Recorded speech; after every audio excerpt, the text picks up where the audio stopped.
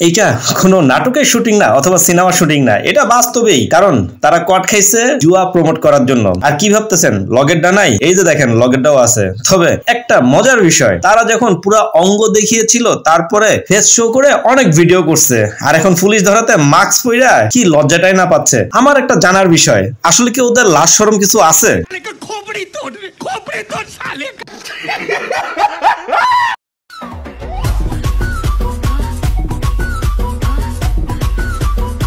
Hello বন্ধুরা, সবাই কেমন আছেন? আবার আমি চলে আসলাম আপনাদের কাছে অস্থির লেভেলের ধামাকা টাইপের রিসেন্টলি ঘটে যাওয়া সব বিনোদন নিয়ে, যা দেখে আপনি আপনার হাসিকে কোনোভাবেই কন্ট্রোল করে রাখতে পারবেন না, কথা দিলাম। তবে আর দেরি কেন, চলুন ভিডিওটি শুরু করি।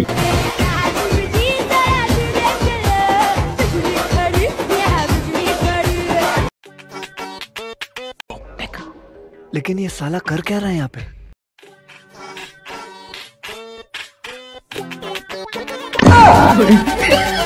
আমার দুই বান্ধবী এতটাই খাচ্চর, ভালো খাওন দেখলে তাদের আর সহ্যই হয় না। তবে আমার আরেক বান্ধবীদের বলতেছি, তোমরা একটু শিক্ষা রাখো, যদি ভবিষ্যতে কাজে লাগে।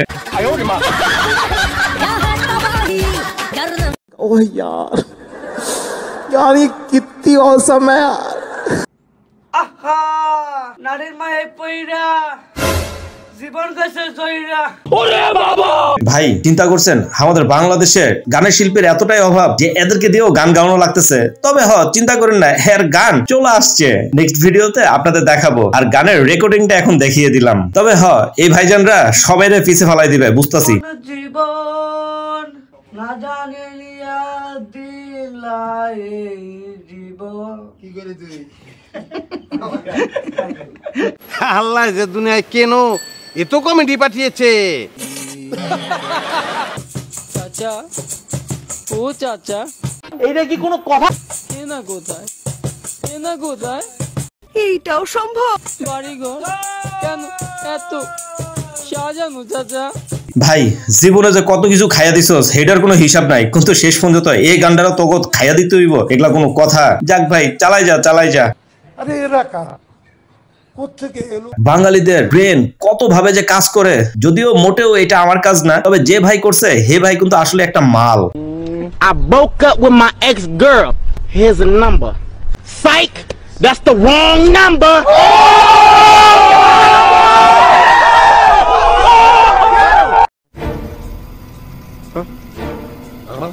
চলেন বাঙালি আর বিদেশিদের ভিতরে একটু পার্থক্যটা দেখে আসি এই নববর্ষ উপলক্ষে। मौसम तो ऐसा लग रहा है दिल गार्डन गार्डन हो रहा है। बहुत मजा आ रहा है यहाँ पे। क्या लबे सीरी सा लग रहा है दिल गार्डन गार्डन तो। কি বলবো, যাই হোক। অ্যাসিস্ট্যান্ট ছবিটা আমার শাশুড়ির মতো লাগছিল। কি আরে বলুন কি? আমার শাশুড়ির মতো লাগছিল। আমাদের জাতি এরকম ধরে মহিলাদের কাছ থেকে কি যে আশা করে অথবা কি যে পাবে আল্লাহই জানে। শাশুড়ি যতই খারাপ হোক না কেন, তাই বলে এইভাবে জনসম্মুখে বলতে হবে, তাও আবার ভ্যাটকাইয়া। তবে ভাইজানরা আমি কিন্তু আগেই বলে যাচ্ছি, ওনার যদি কোনো মেয়ে থাকে আর মেয়ের জমায় যদি আপনারা হন, তাহলে আপনাদের কপালে নির্ঘাত অনেক বড় দুর্গতি আছে। এটা মাথায় রেখে তারপরে বিয়া শাদী করেন। ও ভাই, একটা বাংলা নববর্ষের দিন, আনন্দের দিন। আল্লাহ হাওলা ওয়ালা কুওয়াতা ইল্লা বিল্লাহ। ওয়াও, ও মা কত কিউট। চলুন আমার এই ভাইয়াফুগুলা কি কইতাছে একটু শুনে আসি। এই যে হাঁটতেছি, র্যালি করতেছি, এমনি মনি সাজি যেমন আছে আমার অবস্থা। আবার এই জন্য এই যে ভিন্নতা, মেকআপ দিচ্ছেন কেন? আসলে আমার ভালো লাগে, তাই আমি মেকআপ আর্টিস্ট।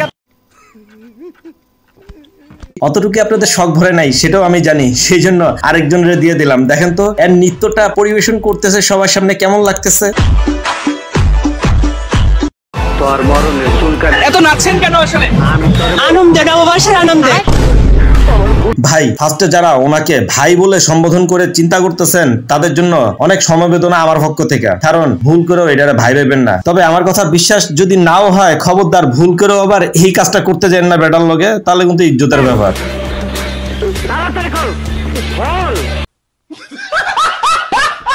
কপালে টিপ দেয়া আরো বেশি ভালো, তারা তো চায় পর্দা করুক। কপালে যতটুকু অংশ ঢেকে আছে ততটুকু তো পর্দা হচ্ছে, তাই না?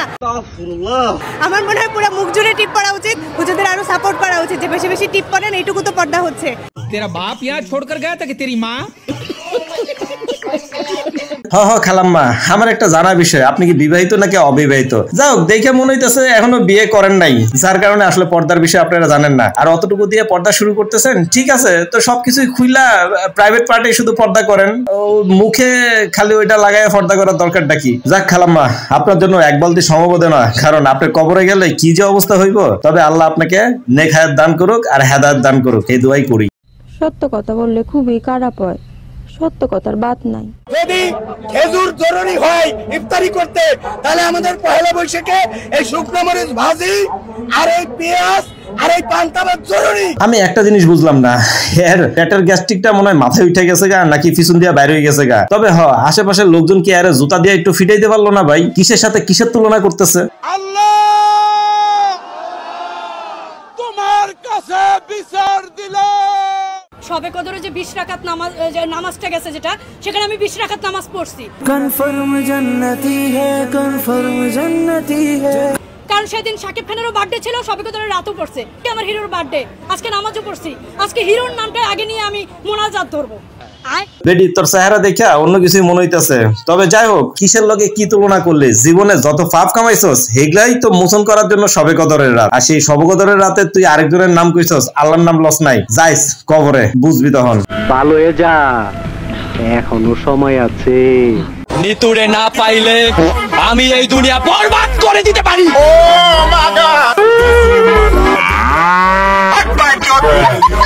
পুরান ফাগলে বাদ পায় না, আর নতুন নতুন ফাগলের সব উৎপত্তি হইতেছে। তবে এই আমদানি গুলা কই থেকে আইতেছে আমি এটাই বুঝা পাই না। কি ভাই ভাবতেছেন যে ক্যামেরার সামনে ফাট লইতেছে? আরে না ভাই, এই যে দেখেন ফরের কথাবার্তা গুলা শুনলে মনে হয় আপনার গোড়ার ফসম গুলা সব ফুইরা যাইব, না থুকু মানে গায়ের ফসম গুলা সব ফুইরা যাইব। শাকিব খানের পর যদি বাংলাদেশে কেউ সুপারস্টার হয়, সেটা আমিই হব। আমি আসলে নিজেকে ওইভাবে তৈরি করতেছি।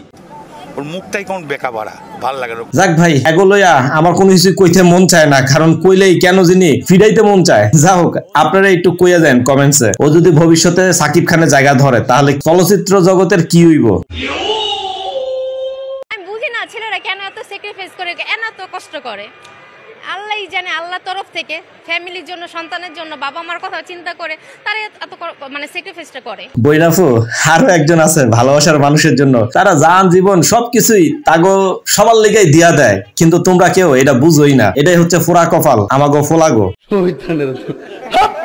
ভাই দেখেন, আরো একটা অস্থির লেভেলের এডিটিং। তবে আমার জাপানিজ ভাইগুলা যদি আসলে এরকম গানের সাথে নাচ দিত তাহলে কেমনটা লাগতো?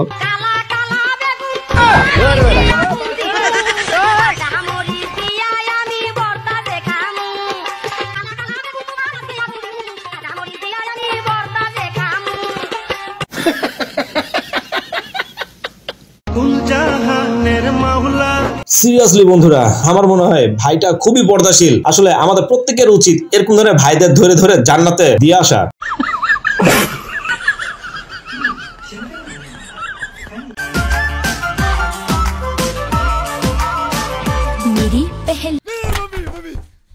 কি না কি ভাবলাম, আর কি থেকে কি আইসা পড়লো।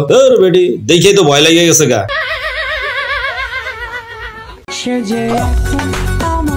ভালোবাসে না মোমেন্টে ভাই, মোমেন্টে।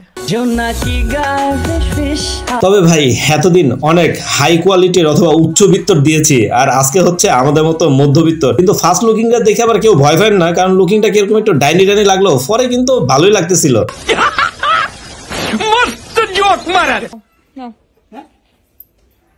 নাচ দেখাও। কি বন্ধুরা, কি ভাবতেছেন যে মাঝখান দিয়ে কেন এই আপুদের আমি লই আইছি? না, এই আপুদের মাঝে মাঝে কিছু প্রতিভা দেখলে আমিও অবাক হয়ে যাই। দেখেন না, এইটা নিয়ে যে নাচতেছে, একটা চালও নিচে পড়লো না। কতটা অভিজ্ঞ হইলে এই ধরনের ডান্স দিতে পারে। তবে এই অভিজ্ঞতা দেখে আমার বিশ্বাস আপনিও শিহরিত হবেন।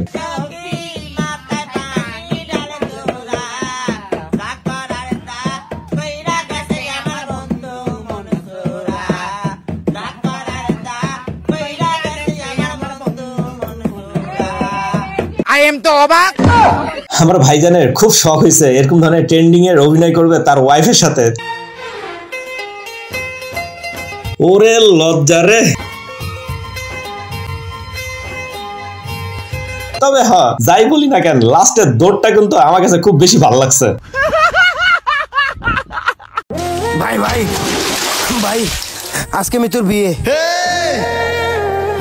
এই জিল্লু মাল দে। তবে বন্ধুরা শেষ করার আগে যারা যারা লিজেন্ড তারা এই ভিডিওটা দেখলে অবশ্যই বুঝতে পারবেন। তবে ভাইজান কিন্তু হেভি কড়া লেভেলের একটা অভিনয় করছে। যাই হোক বন্ধুরা, কেন লিজেন্ডের কথা বললাম, এই যে দেখেন মাল দে।